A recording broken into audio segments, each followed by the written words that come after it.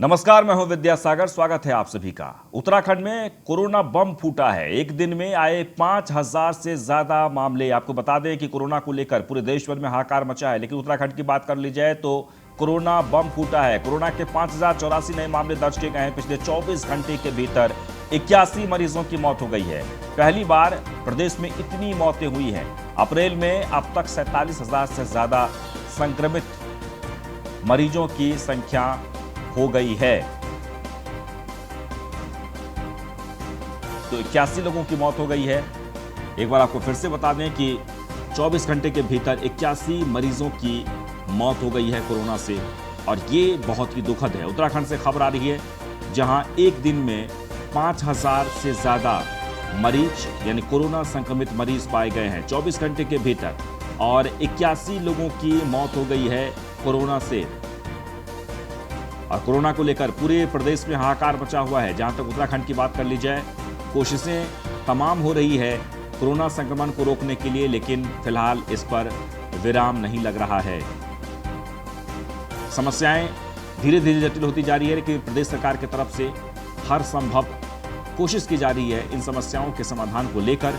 लेकिन फिलहाल आज जो खबर है वो ये कि 24 घंटे के भीतर 81 कोरोना मरीजों की मौत हो गई है, जबकि 5,000 से ज्यादा नए केस सामने आए हैं।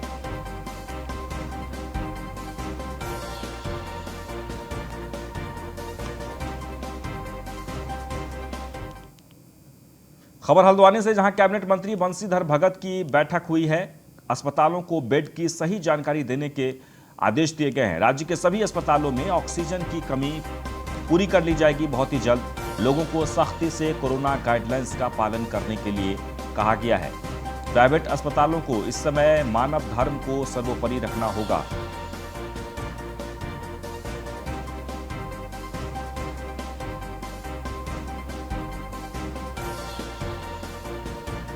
तो कैबिनेट मंत्री बंशीधर ने बैठक की है और सभी अस्पतालों में बेड की उपलब्धता को लेकर जानकारी देने के लिए कहा गया है। वहीं कोरोना गाइडलाइंस को सख्ती से पालन कराने के निर्देश भी दिए गए हैं। राज्य के सभी अस्पतालों में ऑक्सीजन की कोई कमी नहीं, यानी कि पूरी की जाएगी कमी अगर कहीं दिक्कत है तो। और जैसे कि मैं पहले भी बता चुका हूं कि कोरोना से निपटने के लिए सरकार की तरफ से तमाम जो पॉलिसी है वो लगातार बनाई जा रही है, और पॉलिसी के साथ साथ आगे भी बढ़ रहे हैं। प्राइवेट अस्पतालों को मानव धर्म सर्वोपरि रखना होगा, यानी कि प्राइवेट अस्पतालों को भी ये कहा गया है कि अगर आपके पास कोरोना मरीज पहुंचते हैं तो उसका समुचित इलाज हो, और ऑक्सीजन का जो संकट है उसे भी बहुत ही जल्द दूर कर लिया जाएगा। हल्द्वानी में आज बैठक हुई। कैबिनेट मंत्री बंशीधर ने बैठक की, और बैठक में सभी अस्पतालों में बेड की सही जानकारी देने के निर्देश दिए गए हैं। यानी लोगों के बीच इस बात की जानकारी होनी चाहिए ऑनलाइन कि कौन से अस्पताल में बेड खाली है और कहां भेजना है पेशेंट को। इस पर सभी जिलों में माननीय मंत्रीगण कोविड की एक समीक्षा बैठक कर रहे हैं। उसी तहत आज नैनीताल में हमने प्रशासनिक अधिकारी और कोविड से जुड़े हुए सभी अधिकारी, अस्पतालों से जुड़े हुए अधिकारियों के साथ बैठक किया है।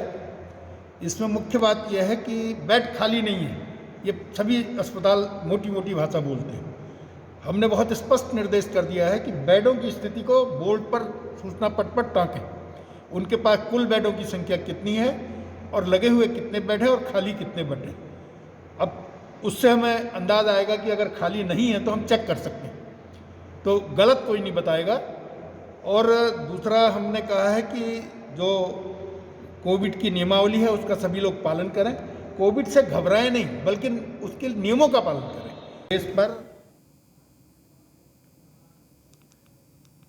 तो कैबिनेट मंत्री बंशीधर भगत ने सीधे सीधे ये कहते हुए कि सभी अस्पतालों को यह निर्देश दिया गया है कि बेड की सही जानकारी होनी चाहिए। चलिए आगे बढ़ते हैं। हरिद्वार से खबर है, जहां पर सभी सरकारी दफ्तर 28 अप्रैल तक बंद रहेंगे। बढ़ते कोरोना के चलते यह फैसला लिया गया है। पहले 23 से 25 अप्रैल तक दफ्तर को बंद करने का निर्णय लिया गया था। सचिवालय समेत सरकारी दफ्तरों के कई कर्मचारी कोरोना संक्रमित पाए गए हैं। जरूरत पड़ने पर अधिकारी और कर्मचारियों को दफ्तर बुलाया जा सकता है। हरिद्वार से खबर है, एक बार आपको फिर से बता दें कि कोरोना के बढ़ते संक्रमण को लेकर 28 अप्रैल तक सभी सरकारी दफ्तर बंद कर दिए गए हैं। बढ़ते कोरोना के चलते यह फैसला लिया गया है। पहले 23 से 25 अप्रैल तक दफ्तर बंद करने का निर्णय लिया गया था, लेकिन अब 28 तक सभी दफ्तर, सरकारी दफ्तर बंद रहेंगे।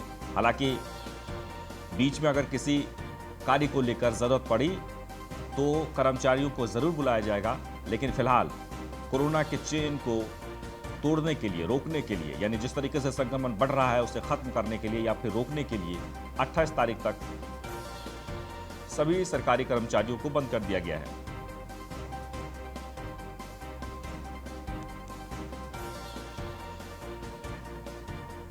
तो हरिद्वार से खबर है, जहां सभी सरकारी दफ्तर 28 अप्रैल तक बंद रहेंगे। एक बार आपको फिर से बता दें, बढ़ते कोरोना के चलते यह फैसला लिया गया है।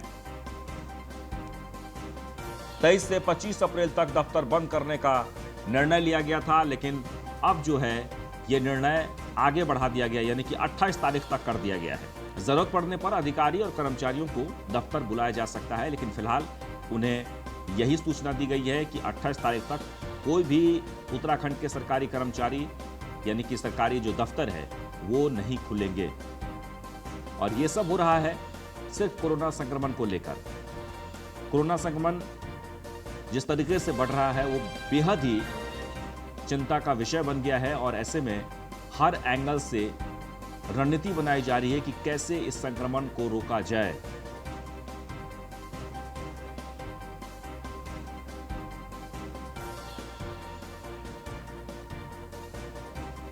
और सुमित जुड़ गए हैं इस वक्त हमारे साथ फोन लाइन पर। सुमित, क्या निर्णय लिया गया है? जिस तरह से कोरोना संक्रमण लगातार बढ़ता जा रहा है प्रदेश में, उसी के चलते जो सरकार के उसी के चलते एक निर्णय लिया गया है, जो पहले से ही एक आदेश जारी किया गया था, जिसमें 25 तारीख तक तमाम जो सरकारी कार्यालय थे उनको बंद करने को कहा गया था। तो अब उसी को और आगे बढ़ा, 3 दिन के लिए और उनको आगे बढ़ा दिया। 28 तारीख तक तो प्रदेश के जो सरकारी कार्यालय हैं वो तमाम जो बंद रहेंगे, लेकिन जो उसमें जो विभागाध्यक्ष हैं, जो कर्मचारी हैं, उनको मुख्यालय छोड़ने की अनुमति नहीं है। वो अपने मुख्यालय में रहेंगे और उनको खास तौर पर दिशा निर्देश दिए गए हैं कि अपने मोबाइल स्विच ऑन रखें, क्योंकि अगर आवश्यकता पड़ने पर उनको कभी भी कार्य पर बुलाया जा सकता है। जी, लेकिन जो पहले निर्णय लिया गया था 23 से 25 के बीच, उसमें कोई परिवर्तन देखने को मिला? यानी संक्रमण की जो संख्या है वो कम होते नजर आ रही है? बिल्कुल, कहीं ना कहीं जो 25 तक का जो बंद किया गया था, तो इसमें सैनिटाइजेशन किया जा रहा था तमाम जगह पर, और इसी के चलते जो लॉकडाउन भी जो लगाया हुआ है, क्योंकि 2 बजे तक जो काम जो संस्थान है, संस्थानों को बंद किया गया, उसके उस बीच पीरियड में सैनिटाइज किया जा रहा है। और हालांकि जैसे आप बात करें, जो वीकेंड लॉकडाउन भी लगा है, तो वीकेंड लॉकडाउन के टाइम पर भी जो नगर निगम के क्षेत्र है उनको भी सैनिटाइज किया जा रहा है। लेकिन जो 25 तारीख तक का जो इसको सरकारी कार्यालयों को बंद किया गया था, तो उसमें कहीं ना कहीं अब और जो संक्रमण क्योंकि जो रिपोर्ट है वो पहले ले ली, और टेस्टिंग जो पहले ले ली गए थे, तो लगातार संक्रमण फिर भी बढ़ता जा रहा है। सचिवालय में भी, सचिवालय से लेकर तमाम जो सरकारी दफ्तर है उसमें भी कर्मचारी से लेकर अधिकारियों तक कोरोना पॉजिटिव पाए गए हैं। तो इसी के चलते इस फैसले को आगे और बढ़ाया गया है 3 दिन के लिए, और जो तमाम सरकारी विभाग है उनको, जो जरूरी विभाग है उनको खुले रहेंगे, लेकिन कहीं ना कहीं जो और जो विभाग है उनको कहीं ना कहीं बंद किया गया है। चलिए, बहुत बहुत शुक्रिया।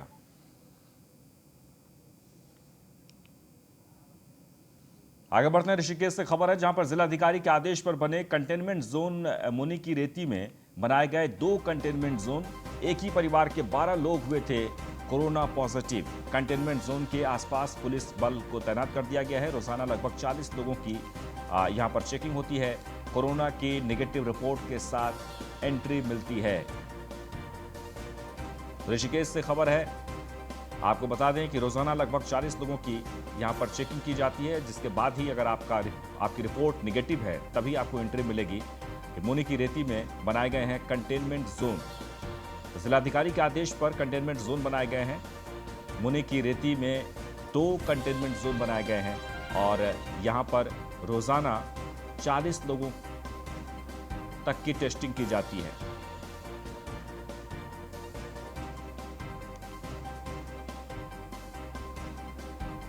सर, हमारे पास टोटल 41 RT-PCR टेस्ट हुए हैं। इसमें कहाँ के लोग रहे होंगे? सारे के सारे उत्तराखंड के हैं, क्योंकि बाहर से आने वाले लोगों के लिए उनको वापस भेज दिया जा रहा है। अगर उनके पास RT-PCR रिपोर्ट नहीं है 72 घंटे की तो इसलिए उन्हें वापस भेज दिया जा रहा है। जो हमारे ज़िले में आ रहे हैं लोग, यहीं के रेजिडेंट हैं, सिर्फ उन्हीं का ही सैंपल लिया जा रहा है। देखिए, अभी हमारे मुनिगिरिती थाना क्षेत्र में 2 कंटेनमेंट जोन बनाए गए हैं, एक 14 बीघा में और एक शीशम झाड़ी में है।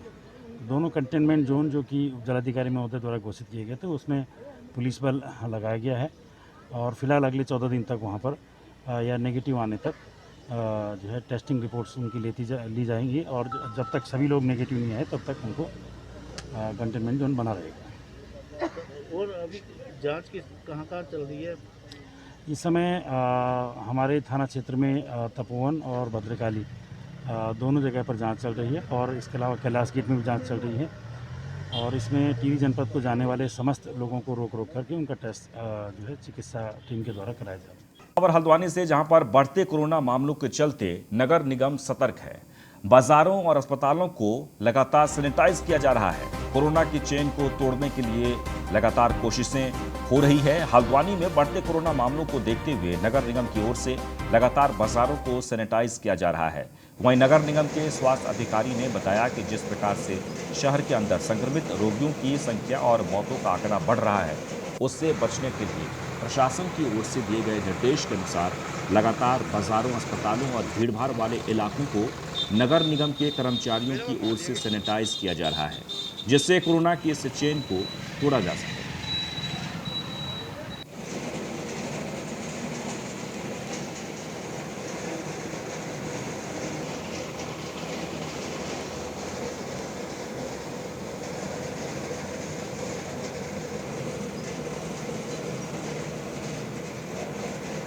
हल्द्वानी की तस्वीर है, जहां पर पूरे शहर को सैनिटाइज किया जा रहा है।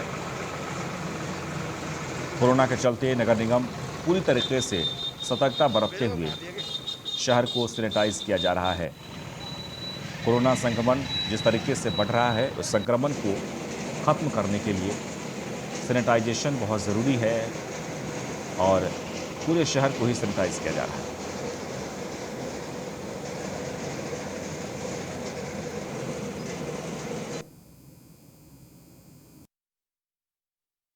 वर्तमान में करीब 20 कर्मचारियों की मदद से सैनिटाइज किया जा रहा है, जिसमें हमने अपने 6 कर्मचारी ट्रैक्टर पे लगाए हुए हैं तथा हमारे 14 कर्मचारी जहाँ से लोगों को आता है कि वो क्वारंटाइन है या किसी के घर में कोई पॉजिटिव आ गया या भगवान न करे मतलब किसी के घर में डेथ हो गई तो उस जगहों पर हमारे द्वारा भेजा जा रहा है। तो करीब प्रतिदिन हमारे पास करीब ऐसी 150 से 200 जगहों पर हम लोगों को भेज रहे हैं जहाँ पे सैनिटाइज कर रहे हों उनका। बाकी ट्रैक्टरों के माध्यम से हमारा भीड़ भाड़ वाले क्षेत्र जो बाजार बंद है, कहाँ पर बाजार के अंदर कहाँ सैनिटाइज किया जा रहा है? हाँ, इस समय हमारे जो ट्रैक्टर्स हैं उनके माध्यम से एक तो बाजार क्षेत्र में road station, chemo station, taxi stand और जहाँ पे आपके टेम्पो खड़े होते हैं वो क्षेत्र हो गया है और जितने भी भीड़ भाड़ वाले क्षेत्र हैं वहाँ पे किया जा रहा है। और विशेष रूप से हम लोगों का ध्यान जो अस्पताल हैं जहाँ पर हमारे काफ़ी मरीज आते हैं, तो जैसे बेस है, फीमेल है और सुशीला तिवारी है, स्टेडियम है और जो हमारे कोविड केयर सेंटर बने हुए हैं उन समस्त जगहों पे हमारे द्वारा सैनिटाइज किया जा रहा है। वर्तमान में करीब 20 कर्मचारियों की मदद से नई टिहरी में कांग्रेसी कार्यकर्ताओं का धरना प्रदर्शन जारी है। बौराड़ी अस्पताल की स्वास्थ्य सेवाओं को लेकर धरना प्रदर्शन दिया गया। अस्पताल की असुविधाओं से पूर्व PCC चीफ किशोर उपाध्याय नाराज हैं। प्रदेश में स्वास्थ्य सेवाओं की बदतर स्थिति है, मरीज को बेड नहीं मिल रहे हैं, अस्पतालों की दशा काफी खराब है। आदमी जिंदा रहेगा तभी रोजगार भी करेगा। सरकार से विनम्र निवेदन है कि स्वास्थ्य सेवाओं को सुधारें। प्रदेश सचिव शांति भट्ट भी इस पर नाराजगी जताई, उन्होंने नाराजगी जताते हुए ये बात कही है। स्वास्थ्य सिस्टम बिल्कुल चरमरा गया है, यानी कि ये हम नहीं बल्कि कांग्रेस के कार्यकर्ता सब कह रहे हैं। इस मामले में हमने हाई कोर्ट में केस भी दर्ज किया है।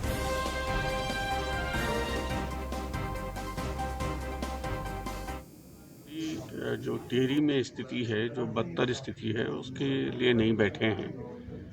जो पूरे प्रदेश में जिस तरह की स्थिति है, देखिए आदमी जिंदा रहेगा तभी कुछ करेगा, नौकरी भी तभी कर सकता है, कामकाज भी तभी कर सकता है, पढ़ लिख भी तभी सकता है।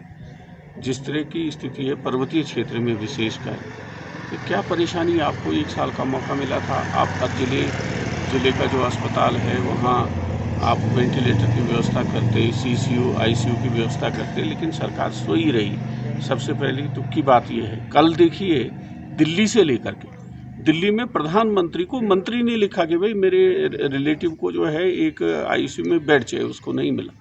यहाँ के मंत्री ने अपने भांजे के लिए लिखा, उसके लिए ICU का बेड जो है उपलब्ध नहीं हुआ। तो आम आदमी की क्या हालत हो रही होगी। तो हम आज जो है हम किसी का विरोध नहीं कर रहे हैं, हम ये कह रहे हैं कि भाई इन व्यवस्थाओं को सुधारो। और जिस तरह से एक पोली बैग होता है वो नहीं मिल पाया, तो ये हम सब के लिए शर्मनाक स्थिति है। पिछले 1.5 साल से हम चिल्ला रहे हैं। मैंने ऑनरेबल कोरोना को लेकर संजीदा शिक्षा सचिव के अहम आदेश से आर मीनाक्षी सुंदरम ने 3 अहम आदेश जारी किए हैं। स्कूल फीस को लेकर शिक्षा सचिव ने जारी किए हैं ये आदेश। परिजनों पर फीस को लेकर कोई दबाव नहीं बनाया जाए। स्कूल प्रबंधन, परिजनों और शिक्षकों का ख्याल रखा गया है। शिक्षकों के लिए ऑनलाइन माध्यम से काम की व्यवस्था हो। 10वीं के बाद 12वीं की उत्तराखंड बोर्ड की परीक्षा स्थगित हुई है। अभिभावकों से स्कूल सिर्फ ट्यूशन फीस ही ले सकेंगे।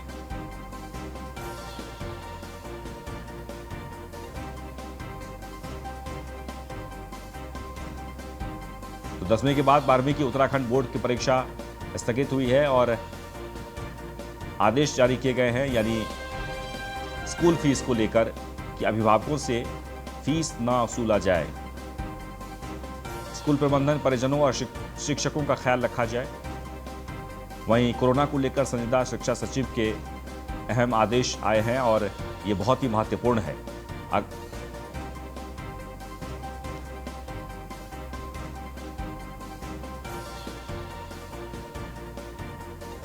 तो शिक्षकों के लिए ऑनलाइन माध्यम से काम की व्यवस्था हो, ये बात कही गई है। 10वीं के बाद 12वीं की उत्तराखंड बोर्ड की परीक्षा भी स्थगित हुई और अभिभावकों से स्कूल सिर्फ ट्यूशन फीस ही ले सकेंगे, यानी कि ट्यूशन फीस ही आप लें।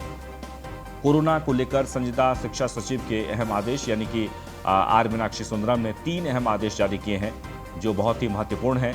स्कूल फीस को लेकर सबसे जो महत्वपूर्ण, यानी जो कहा जा रहा था कि कोरोना काल में भी बच्चे स्कूल तो नहीं गए लेकिन फीस जबरन वसूले जा रहे थे और इसे लेकर उत्तराखंड में निर्देश दिए गए हैं।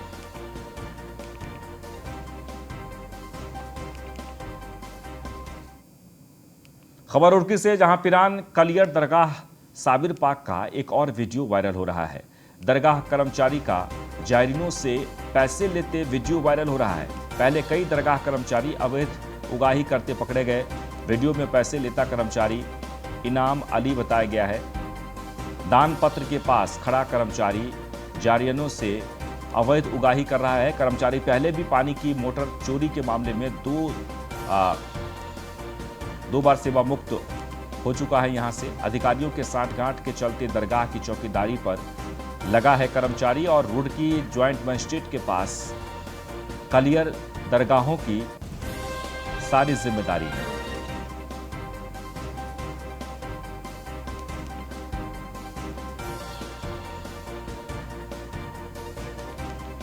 और ये जो तस्वीर आप देख पा रहे हैं वो ये है कि लोग वहाँ पर दरगाह पर जाते हैं, लेकिन वहाँ भी अवैध तरीके से पैसे वसूले जाते हैं कर्मचारियों के द्वारा। जिन कर्मचारियों को वहाँ से हटा दिया गया था इस आरोप में, फिलहाल अधिकारियों के सांठगांठ के बाद वो फिर से वहाँ पर बहाल हो गया है।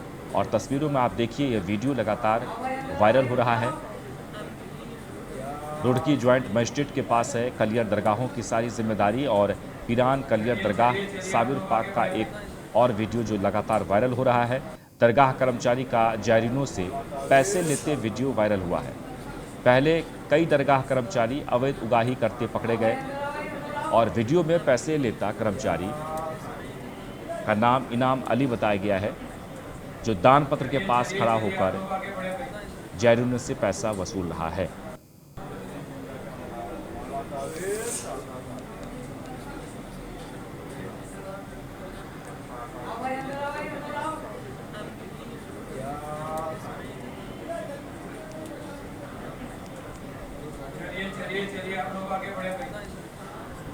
रुड़की से तस्वीर है, तस्वीरों में आप देख सकते हैं दरअसल दरगाह की ये तस्वीर है जहां लोग रोज़ाना सैकड़ों की तादाद में वहां पर पहुंचते हैं, लेकिन दानपत्र के पास खड़ा कर्मचारी जैरूनों से अवैध रूप से पैसे उगाही कर रहा है। और इसी के साथ इस बुलेटिन में बस इतना ही, लेकिन आप बने रहें न्यूज़ 1 इंडिया के साथ।